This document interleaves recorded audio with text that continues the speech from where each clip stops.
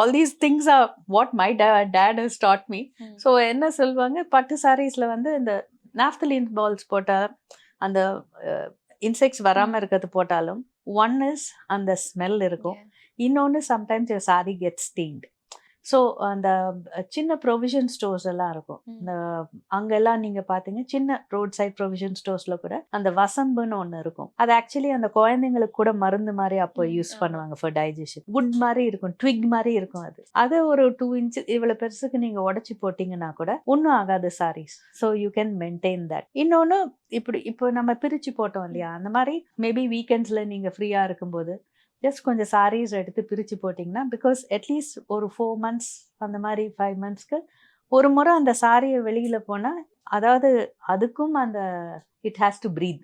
So அதுக்கும் அந்த சுவாசிக்கணும். So அந்த சாரீஸ் நம்ம வெளியில் போடும்போது இட் பிகம்ஸ் பெட்டர்.